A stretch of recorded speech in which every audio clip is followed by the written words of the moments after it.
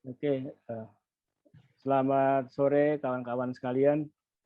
Kita kali ini akan bicara tentang angkutan penerbangan dengan kawan kita Pak Hemi Pamura Harjo, sarjana hukum DSS karena beliau mendapatkan S2-nya dari Prancis ya, dari Marseille.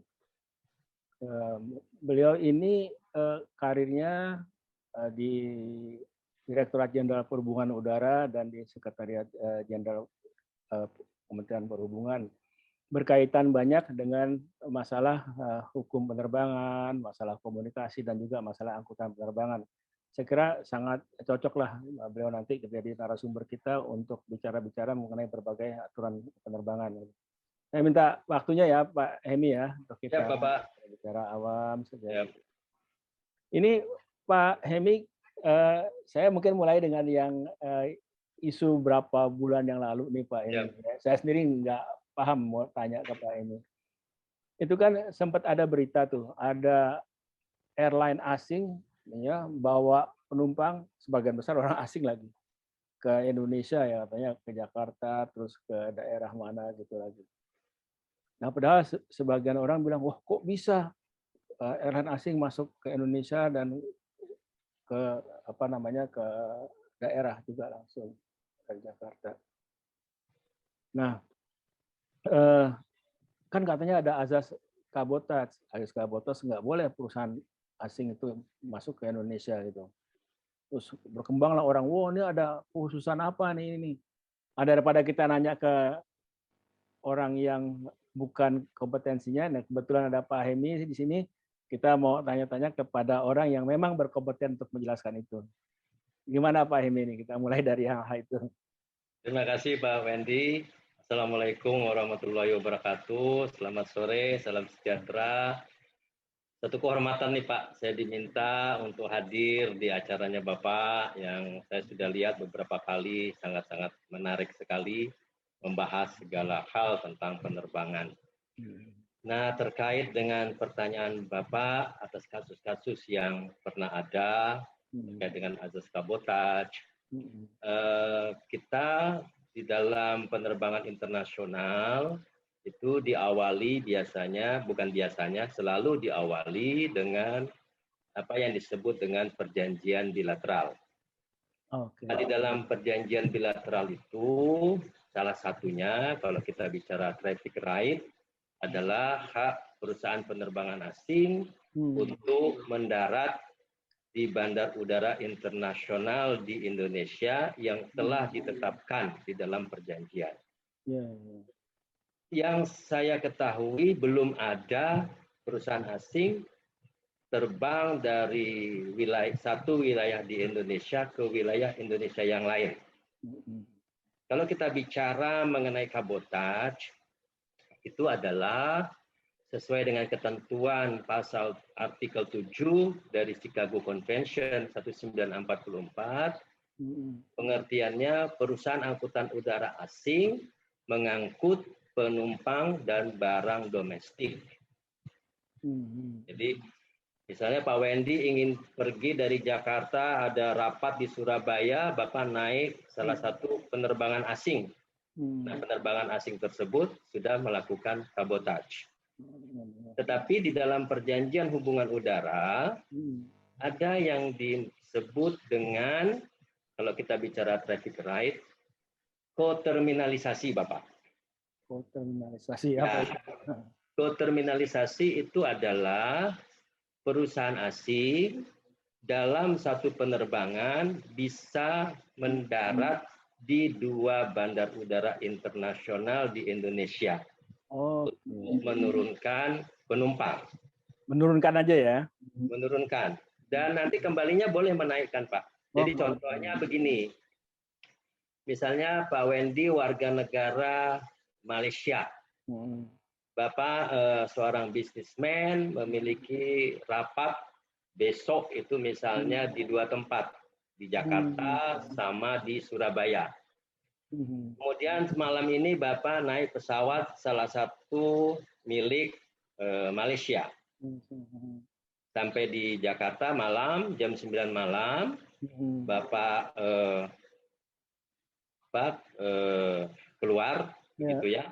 Kemudian meninggalkan bandar udara untuk menginap 1 malam di Jakarta untuk besok rapat. Kemudian besok selesai rapat, Bapak kembali lagi ke Soekarno-Hatta, naik pesawat yang sama, kemudian melanjutkan meeting di Surabaya. Oke. Jadi Pak Wendy naik pesawat yang pertama datang itu, pertama stay one night, overnight di Jakarta. Kemudian besok pagi Bapak meeting, selesai sore Bapak kembali lagi ke Soekarno-Hatta untuk menunggu penerbangan yang kemarin, yang hari ini Bapak pakai. Untuk malam ini juga Bapak langsung berangkat ke Surabaya. Nah, ini koterminalisasi dengan kombinasi on-stop override namanya. On-stop override. Jadi perusahaan Malaysia tadi itu menurunkan penumpang tujuan Jakarta, termasuk Bapak tadi yang punya meeting. Sebagian penumpang yang turun di Jakarta, kemudian penumpang selanjutnya yang menuju Surabaya, malam itu juga diterbangkan ke Surabaya. Tetapi perusahaan nggak boleh ambil penumpang di Jakarta ya? Tidak boleh mengambil penumpang di Jakarta. Oke. Nah, ini yang namanya kabotage. Tapi ada juga, kalau kita bicara traffic right, hard right, seperti itu, ada koterminalisasi, ada koterminalisasi dengan on-stop override. Tapi kalau kita bicara soft right-nya, kerjasamanya, ada yang disebut dengan domestic code sharing. Oke, domestic code sharing. Misalnya Pak Wendy dari London, Bapak tinggal di Surabaya. Bapak dari London ke Jakarta naik British Airways. Sampai di Jakarta, Bapak langsung lanjut dengan Garuda. Tiket Bapak tetap dengan British Airways. Oh, oke. Bukan dengan Garuda. Bapak, status Bapak tetap penumpang internasional, bukan penumpang nasional, domestik. Itu kalau kita bicara dari soft right-nya, dari kerjasamanya. Ya, ada yang namanya domestic code sharing. Nah, di dalam perjanjian liberalisasi ASEAN, itu koterminalisasi salah satu hal yang diperjanjikan. Jadi nanti Singapore Airlines itu boleh terbang dalam satu penerbangan dengan nomor penerbangan yang sama, singgah di Jakarta, lanjut terbang ke Surabaya, kalau dia mau lagi lanjut terbang lagi ke Medan, kembali ke Singapura. Dalam 1 hari bisa singgah di lebih dari 2 bandar udara internasional di Indonesia. Itu menurut perjanjian ASEAN, Naval Pass. Itu boleh, Pak. Oh, memang perjanjiannya boleh ya, artinya. Membolehkan. Asal dia nggak ambil penumpang baru di Jakarta. Ya, asal jangan mengambil penumpang domestik. Seperti itu, Pak. Dan ini kan resiprokal ya, artinya pun Garuda pun bisa melakukan hal yang sama ya negara-negara itu sepanjang kita. Karena di dalam perjanjian itu prinsipnya adalah 1 equal opportunity, 2 reciprocity, 3 fair competition. Jadi kalau kita bicara resiprokal,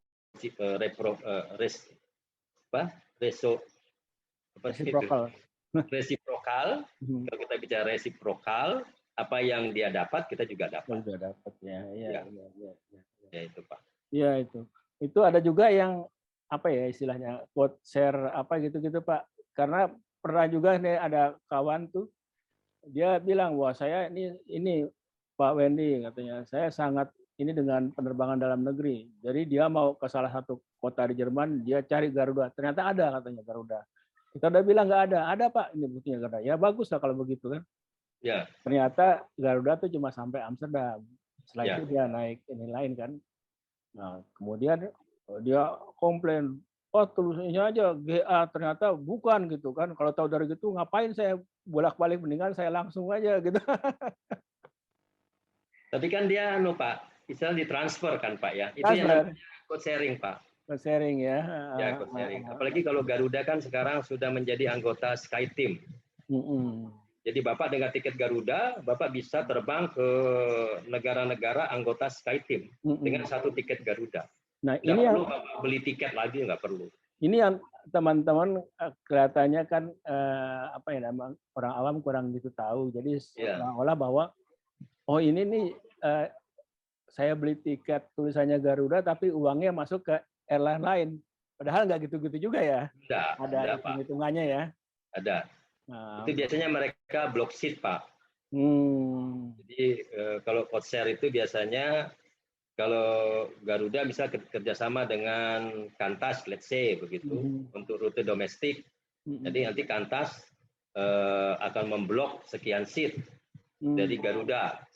Jadi tiketnya Qantas, yang pemegang tiket Qantas nanti bisa langsung sampai Surabaya. Tapi di Jakarta sampai Jakarta dengan Qantas, ke Surabayanya dengan Garuda. Itu yang kita sebut dengan cost sharing.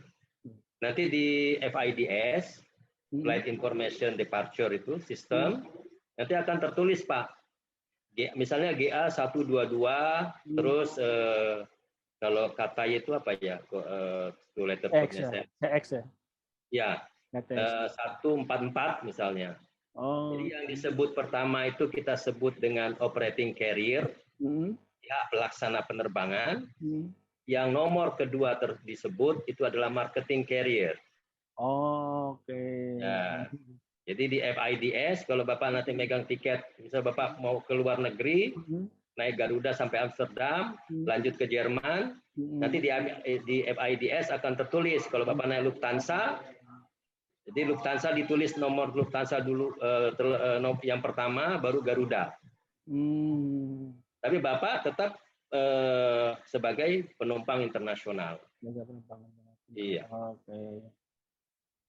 Pak Hemi, ini ada yang kemarin itu kan minggu-minggu kemarin itu ada ini juga tuh di medsos tuh bahwa pesawat satu airline kita Garuda lah kita sebut itu masalah itu kemudian ditarik kan oleh si penyewanya.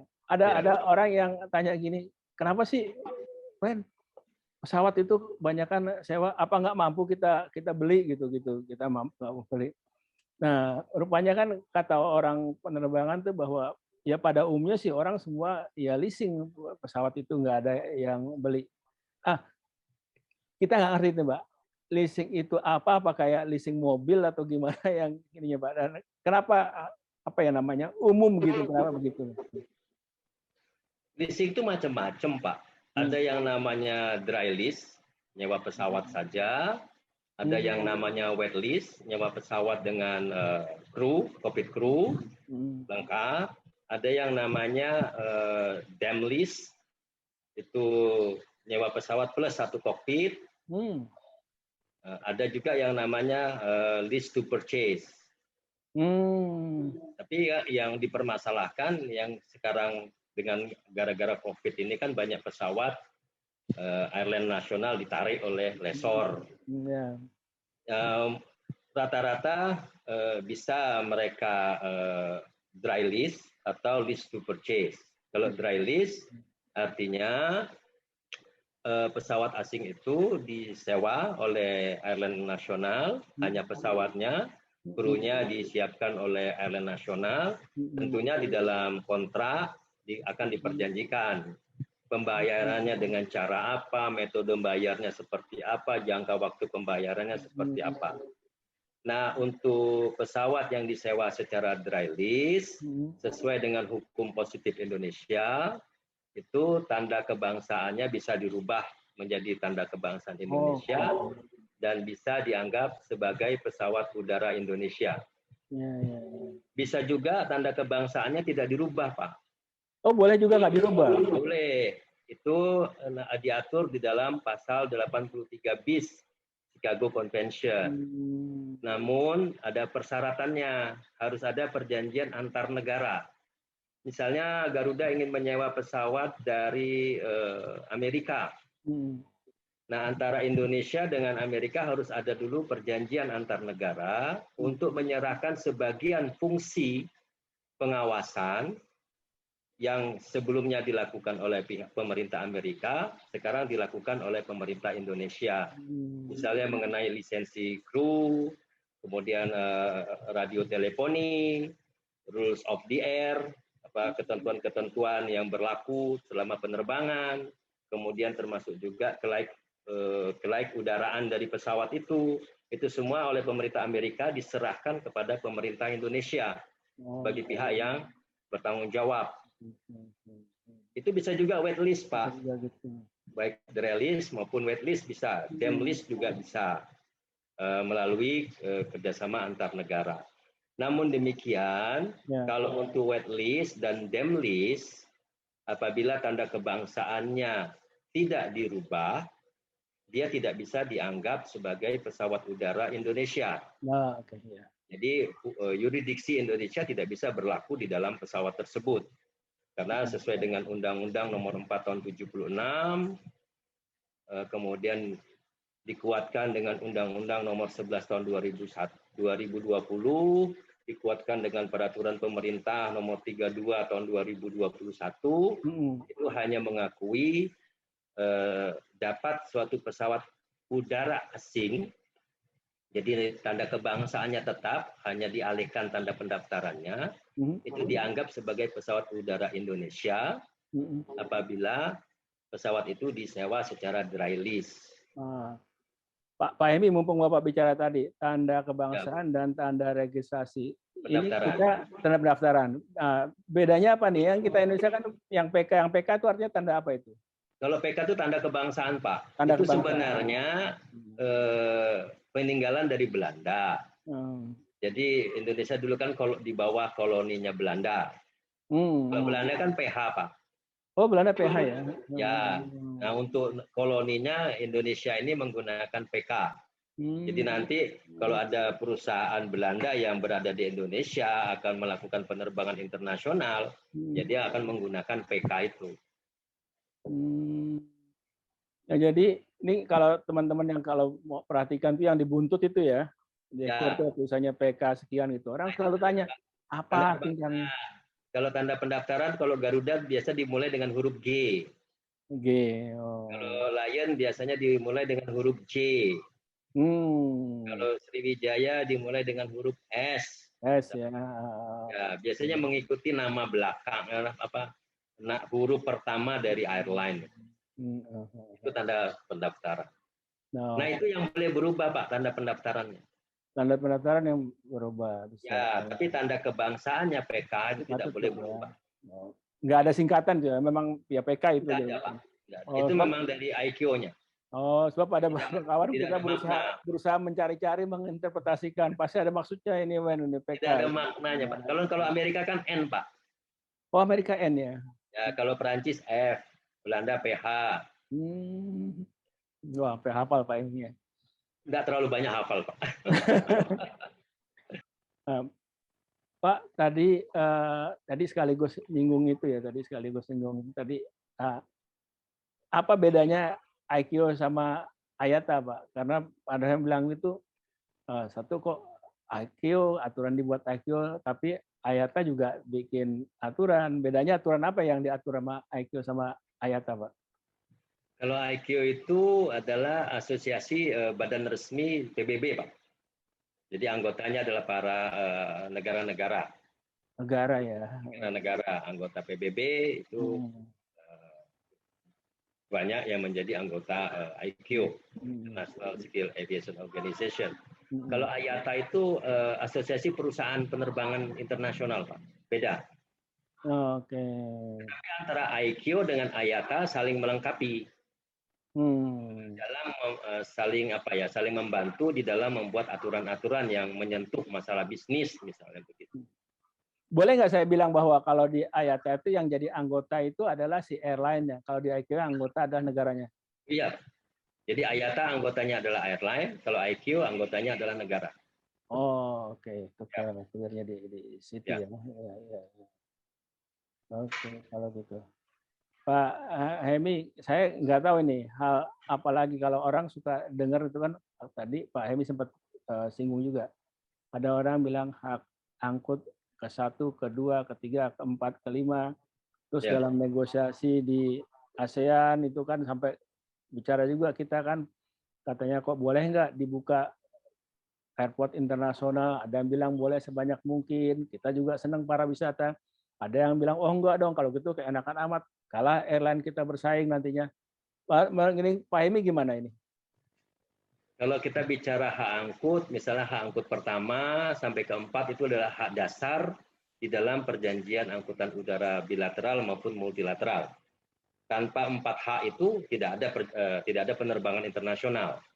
Kalau kita Oh, first freedom itu overflying. nah overflying en route itu ya. Ya, kalau kita bicara second freedom itu adalah transit bukan untuk tujuan komersial, tetapi transit karena alasan teknis atau emergensi. Oh, oke. Jadi misalnya Garuda terbang suatu airline lah, tidak usah sebut Garuda. Airline Indonesia terbang dari Jakarta tujuan Bangkok, tapi di atas wilayah Malaysia mengalami trouble mesin. Oh, okay. Nah, dia akan kontak ATC-nya Malaysia untuk minta izin mendarat. Okay. Nah, itu freedom kedua. Yang kedua ya. Nah, kalau freedom ketiga itu airline Indonesia berhak untuk menurunkan penumpang dari Jakarta ke negara tujuan, misalnya Bangkok. Itu freedom ketiga. Kalau freedom keempat, airline Indonesia yang sudah sampai di Bangkok akan kembali ke Jakarta, ini mengangkut penumpang dan kargo. Oh, oke. Jadi, kalau 3 itu menurunkan, kalau 4 itu menaikkan. Okay. Kalau 5 itu adalah tadi airline Indonesia yang terbang ke Bangkok karena misalnya demand hak angkut ketiga dan keempat itu kurang komersial atau belum banyak pangsa pasarnya, maka biasanya airline Indonesia atau airline negara mitra meminta kepada pemerintah untuk mendapatkan hak angkut kelima, yaitu hak untuk mengangkut penumpang dari negara ketiga. Ke negara lain ya, bukan ke negara tujuan. Okay. Jadi misalnya airline Indonesia yang tadi terbang ke Bangkok, karena demand-nya kurang, maka dia butuh penambahan kapasitas. Atau kita sebut biasanya fill up traffic. Misalnya dia minta di Singapura. Nah, airline kita kalau disetujui oleh Bangkok, kemudian dalam perundingan kita dengan Thailand, misalnya airline kita diberi hak untuk freedom, kemudian kita berunding lagi dengan Singapura, Pak. Kita dikasih nggak? Kalau Singapura tidak ngasih, ya dilaksanakan. Jadi kalau kita freedom itu dua negara harus memberi approval. Iya. Nah, ini biasanya pada umumnya untuk rute-rute third and fourth antara negara ketiga dengan negara tujuan atau negara yang lainnya, kalau marketnya cukup bagus, kadang-kadang agak sulit untuk mendapatkan freedom itu. Karena mereka tidak mau pangsa pasarnya dibagi. Ambil ya. Ya, itu. Iya. Tapi alhamdulillah sih selama ini untuk yang ASEAN kita semua akomodatif sih. Pengalaman kami itu akomodatif. Dari Singapura misalnya kita punya hak angkut kelima ke Thailand.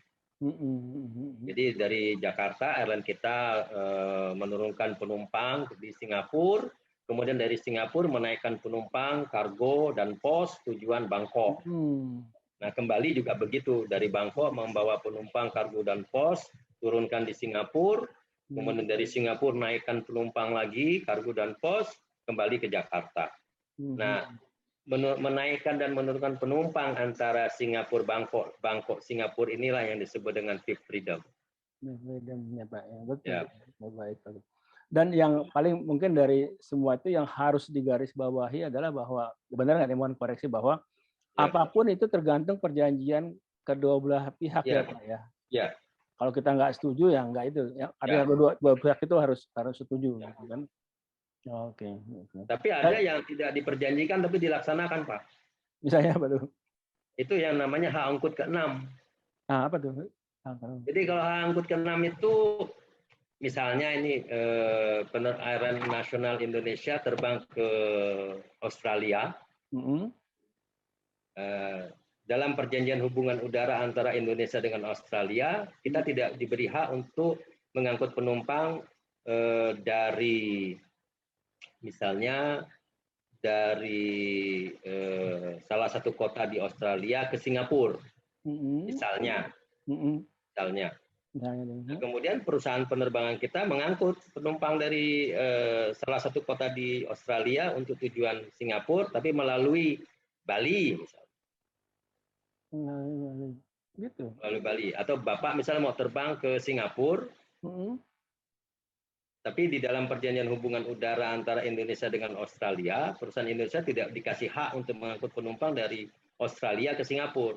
Tapi dari strategi bisnisnya, airline itu, Bapak dibawa dulu ke Bali misalnya.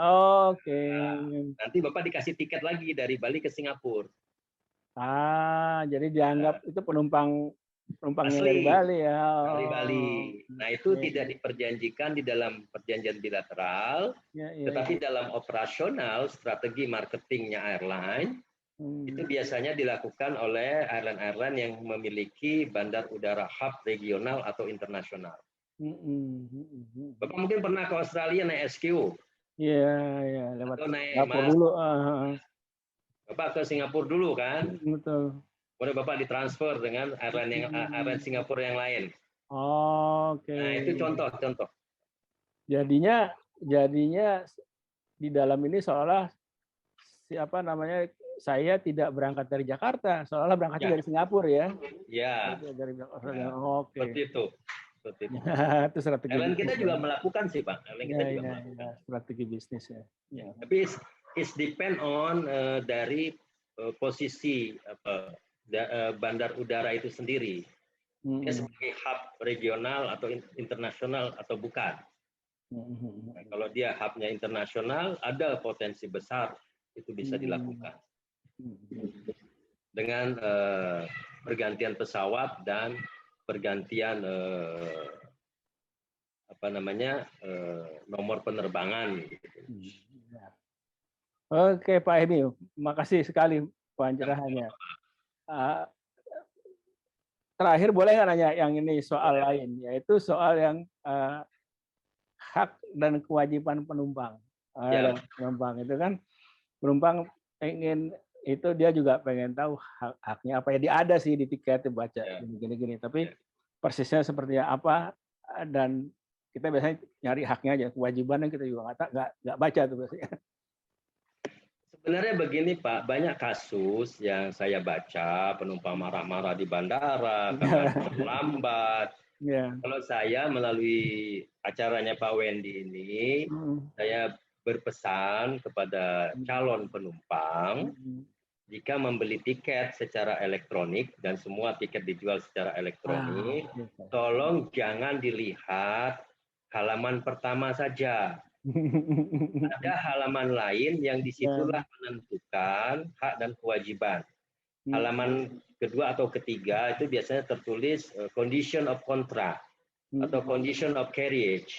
Nah, di situ akan kita ketahui hak kita apa, kewajiban kita apa.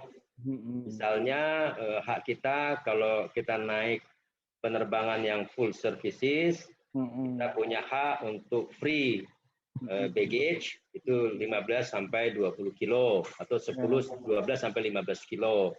Kalau untuk yang medium services misalnya hanya 10 kilo gratis. Untuk yang LCC suruh bayar.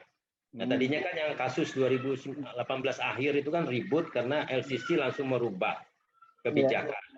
Sebenarnya LCC-nya tidak salah karena undang-undang sudah mengatakan LCC dapat menarik biaya untuk bagasi tercatat. Karena LCC itu prinsipnya kita hanya membeli tempat duduk, Pak. Jadi servis tambahan itu bayar. Makanya tarifnya murah. Karena yang kita beli hanya tempat duduk, seat-nya saja. Bapak juga kalau mau minta seat di depan ada biaya tambahan. Iya betul. Ya kan, Pak? Tuh. Kalau pengen tidak nambah lagi ya kita menerima seat nomor berapa kita terima. Tapi kalau kita minta privilege, minta paling row paling depan, biasanya kita disuruh nambah. Nah, apa yang dilakukan oleh salah satu LCC kita sebelum 2018, sebelum merubah kebijakan itu hanya complementary sementara. Istilahnya untuk mengattract konsumen gitu. Sebagai pelayanan tambahan. Nah, begitu itu dicabut ribut. Jadi saya menyarankan, karena di dalam angkutan udara ini beda dengan angkutan bis, angkutan kapal, angkutan kereta api. Tiket itu adalah bukan suatu dokumen untuk naik pesawat. Tiket itu adalah tanda bukti adanya perjanjian pengangkutan. Makanya harus baik-baik dibaca condition of contract atau persyaratan pengangkutan. Supaya tidak terjadi keributan di bandara. Kalau tiket kapal, tiket kereta itu kan tanda naik kapal, tanda naik bis, tanda naik kereta. Nah, kalau tanda naik pesawat itu namanya boarding pass. Itu bedanya, Pak. Beda antara tiket dengan boarding pass. Kalau tiket itu tanda bukti telah terjadi perjanjian pengangkutan. Nah, kalau boarding pass kita sudah clear dan clean dari aspek safety dan security, dan sekarang ditambah aspek kesehatan untuk bisa naik ke pesawat. Itu boarding pass. Jadi boarding pass kalau di angkutan moda darat, laut dan udara yaitu tiket namanya. Kalau tiket itu adalah kontrak. Cuma kalau kontraknya harus tanda tangan kan akan lama. Makanya tiket itu di Montreal Convention pun dianggap sebagai salah satu bukti adanya perjanjian pengangkutan. Jadi saya sarankan kalau membeli tiket baca persyaratan pengangkutannya. Apa hak-hak dari penumpang. Nah, misalnya begini yang sering terjadi. Check-in counter masih buka tapi dia datang misalnya 20 menit sebelum penerbangan. Kan ini kan biasanya pada marah-marah. Iya, benar. Padahal di dalam condition of contract itu sudah dikatakan penumpang wajib lapor diri ke check-in counter 30 menit sebelum keberangkatan. Ya, kalau kurang dari 30 menit ya itu kesalahan dari penumpang. Karena apa? Karena 30 menit itu adalah estimasi mereka mempersiapkan semua dokumen-dokumen untuk penerbangan, manifest. Nah, kalau di internasional itu ada yang disebut dengan PNR, Passenger Name Record. Nah, biasanya Passenger Name Record ini harus dikirim ke negara tujuan sebelum pesawat itu take off. Jadi kenapa 30 menit? Itu wajib. Karena airline sendiri harus mempersiapkan segala dokumen. Nah, yang jadi masalah adalah airline kita sekarang menggunakan common use check-in. Common use check-in itu, Bapak kalau ke Cengkareng, ke Terminal 1A, 1B, atau ke Terminal 3, ada tulisan check-in counter nomor 8, all flight. Nah, itu common use, Pak. Jadi, orangnya tetap buka, tapi bukan untuk rute yang sudah terjadwal tadi, untuk rute yang lain. Nah, kalau dulu kan ada yang namanya dedicated check-in counter. Kita mau terbang ke Surabaya, check-in counternya Surabaya. Begitu 30 menit sudah waktunya mau terbang, dia close. Sekarang kan untuk efisiensi, bandara juga efisiensi, airline juga efisiensi. Karena kan bayar itu. Bayar, ya. Makanya mereka airline menggunakan yang namanya common use check-in counter. Nah, yang jadi kendala adalah masyarakat belum familiar dengan sistem yang disebut dengan common use. Jadi sistem common use itu bisa untuk satu airline, bisa juga untuk beberapa airline. Jam 1 sampai jam 7 sampai jam 9 airline A. Nanti ganti lagi pelangnya. Jam 9 sampai jam 11 airline B. Untuk biaya sewa kan, Pak? Efisiensi gitu ya. Efisiensi bagi airline juga. Nah, ini yang kenapa saya sarankan calon penumpang 30 menit itu sudah mepet harus lapor. At least paling Kalau tinggi. antriannya panjang ya 2 jam, 1,5 jam. Dan Ya. hati-hati tolong sekali lagi baca persyaratan perjanjian pengangkutan. Pak Hemi, ini kan kaitan dengan tiket. Ini kejadian betul ini. Ada kawan saya, tapi nggak saya sebut nama lah, pejabat kan.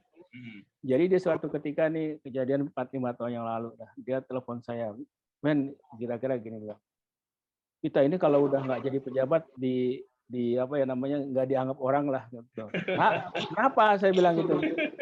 Jadi dia bilang gini, waktu saya masih jabat, men, kalau saya ngerubah ikat dia misalnya waktu itu ke Surabaya ke Jakarta ngerubah, nggak apa-apa tuh saya nggak dikenain apa-apa. Begitu sekarang saya ternyata diharusin bayar sekian, digini, pokoknya dipersulit lah katanya gitu kan. Terus saya bilang, kamu beli tiketnya lewat mana? Lewat online. Bayar sendiri. Nah itulah masalahnya. Tiket kamu itu promosi. Kalau dulu waktu jadi pejabat kan dikasih tiket yang standar. Nah ini kita nggak pernah paham juga Pak baca itu tuh kalau di promo tuh kita ada kode tiketnya tuh apa aja tuh yang kita tahu nggak bolehnya itu banyak itu Pak. Ya kan karena online itu atau agen-agen penjualan online itu kan mereka memblok seat Pak. Jadi dia beli berapa seat. Biasanya sistem yang pernah saya dengar tuh sistem ATM. Misalnya saya agen penjualan tiket, saya punya uang 1 miliar, saya kasihkan ini ke salah satu airline nasional. Nanti saya beli tiketnya itu, nanti uang 1 miliar saya akan berkurang. Oke. Nah, itu saya tambah lagi. Misalnya nanti kalau habis saya tambah lagi deposit saya kepada si airline. Nah, biasanya kalau online itu kan banyak sekali mereka advantage-nya ya. Satu dari orang misal memesan aja menggunakan pulsa, dia sudah dapat. Dia juga dapat iklan. Makanya dari diversifikasi usaha ya Pak. Saya istilahnya mohon maaf kalau saya salah. Jadi kalau online itu kan banyak dia dapat sesuatu, apalagi kalau online-nya sudah terkenal, iklannya banyak, kemudian orang yang membeli tiket ke dia juga banyak, otomatis dia juga dapat tambahan dari itu, makanya dia berani memberikan diskon. Nah, masalahnya adalah kalau online yang kita membeli ke online, kalau terjadi sesuatu, kita membatalkan, kita terlambat, kita komplain, tidak bisa langsung ke airline. Kita harus ke online-nya, Pak. Oke. Nah, karena kita tidak membeli langsung kepada airline-nya. Tapi kalau kita ingin minta langsung dapat, kita komplain terus dapat respon dari airline, ya kita beli di counternya airline. Oke. Seperti itu. Nah, itu sudah diatur di dalam PM 77 tahun 2011 dan PM 89 tahun 2015. Di samping yang tadi saya bilang itu Pak, banyak dari kita yang awam itu yang sesekali ya, itu apa namanya nggak gitu paham atau nggak hafal-hafal dengan kode. Sama-sama ekonominya kan ada ekonomi Y, ada ekonomi ini. Subklasis Pak. Ya. Ya memang airline kita dalam hal promo untuk istilah ekonomi yield manajemennya ya Pak ya. Untuk optimasi yield manajemennya sekaligus meng-attract masyarakat, biasanya mereka membuat subklasis. Itu sebenarnya promo sih. Makanya banyak komplain dalam satu row, ada yang beli tiket 1 juta, ada yang beli tiket 600.000, ada yang beli tiket misalnya. Ini kan juga tergantung dia berapa hari sebelumnya dia beli, makanya dia dapat kelas yang paling murah. Kalau dia beli hari itu juga, tentu dia dapat harga yang maksimal, begitu. Jadi bukan flat rate. Memang di dalam peraturan menteri kita tentang tarif itu adalah flat rate, Y class. Oke. Dengan asumsi 65% load factor dengan flat rate itu airline sudah break even point. Nah, sisanya yang 35% itu adalah keuntungan dari airline. Boleh dijual subclass. Ya, tetapi oleh airline biasanya dibuat subclasses. Jadi Y itu sekian seat, Nanti apalagi Charlie, ada Mike, ada November, ada Zulu, Oke. gitu, Pak. Iya, Jadi iya, iya. hanya strategi aja sih untuk mengoptimalisasi yield-nya saja sih, Pak. Iya. Ya itulah maksud saya. Jadi ya itu. Jadi yang tadi Bapak bilang poinnya baca deh belakangnya itu. Ya, itu intinya di situ.